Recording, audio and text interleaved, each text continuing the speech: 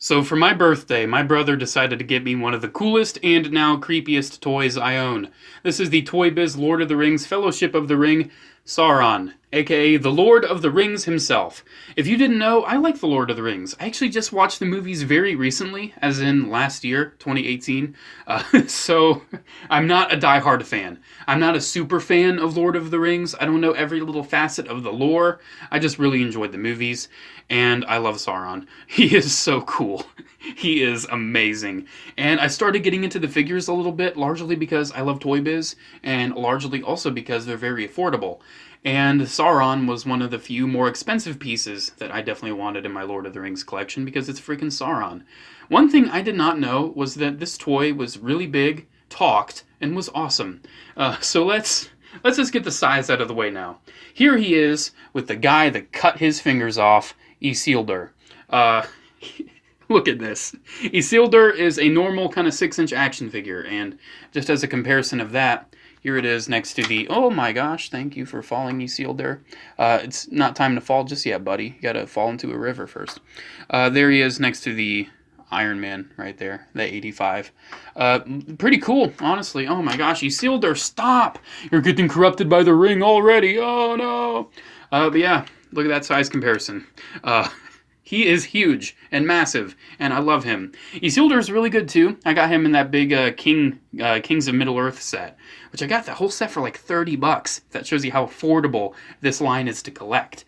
So there he is with Isildur, aka the only figure I really have that goes with him, except I have Isildur's dad, so I just didn't feel like getting him out too. But yeah, this is Sauron as he appeared at the start of Fellowship of the Ring in the prelude, in the little prequel story, where he is just going to town on all the guys, and then he's like, oh, bada. And I don't know what that was. And then Isildur's like, no, you don't. Then he cuts off his fingers, and he's like, oh, no. Then the ring comes off, and he's just like, wah! And then he kind of dies, but he doesn't actually die. Yeah, as you can tell, his fingers come off. So if you're looking to get this guy, make sure his fingers are there. One more thing, if you're looking to get this guy, make sure the Ring of Power is there. Because this is separate. There's different ways you can put this on. I personally like it right here, because it kind of slots in a little bit. It's more noticeable. But another place you can put it, if you don't want to lose it at all unless you take the fingers off, they sculpted the fingers right there, so you can actually put it lower on Sauron's finger and have it right there. Me personally, I like it more upwards so you can see it better, because right there it's just kind of tucked into his hand. I enjoy it, but it's not how I do it. This figure is a beauty. It really is. It is so beautiful. The sculpt work on this. Toy Biz always outdoes themselves. Well, they did at least. I mean, look at that. This figure is something to behold. Oh man, look at that. Look at the spikes. Look at all the sculpt work just all through him. Just take a minute to look. This thing is like a high-end collectible looking thing, even though it is just a toy from the early 2000s. That is what it is, but appearance-wise, it comes off as a high-end collectible. Look at this. It's glorious. It really is. So one thing about him is that I rewatched the scene, right, where he's in the start, and his cape. He has like this little cape, the double cape thing right there. You see that little piece? His cape actually goes underneath his shoulder pads and covers kind of between his arms, like how I have him here. But it just kind of tucks in there. It doesn't really tab in. It just kind of tucks. So if you're posing him around really violently, those are probably going to come out. Speaking of posing, let's pose him up before we talk about the coolest thing about him. As you saw, he has a ball joint at the head there. Really good motion. The shoulders hinge outward. He has a bicep swivel, single elbow, swivels at the wrists. Nothing at the waist because he has a feature. And then you can see that came undone again. Oh! Spoiler alert, he talks. I already talked about that though. But yeah, his legs, you can see, they move nice. They move pretty good, actually. No thigh swivel from what I'm seeing. So no thigh swivel there. But he does have a single knee bend, and he has just a hinge at the foot. No tilt or anything, just a hinge. So articulation's pretty good for a figure this big and this old. It's definitely a definitive Sauron, in my opinion. I don't see any need for any other toy company to make another Sauron. I really don't. So he does come with his weapon, which mine is a little warped. I just haven't gotten around to fixing it yet.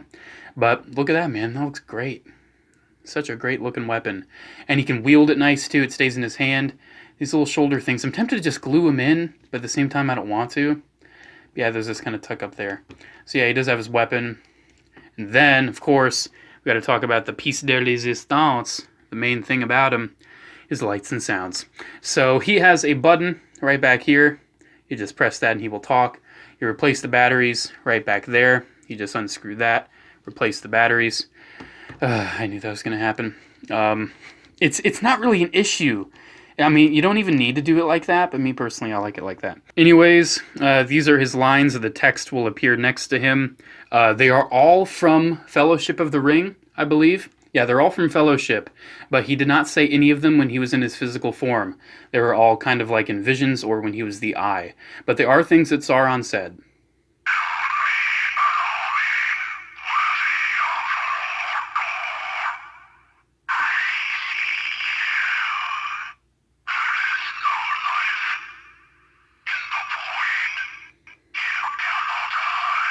So a couple things about the voice lines. When you're pressing the button, it isn't a continuous cycle. It's not going to go from I see you to you cannot hide to there is no life in the void to build me an army worthy of Mordor.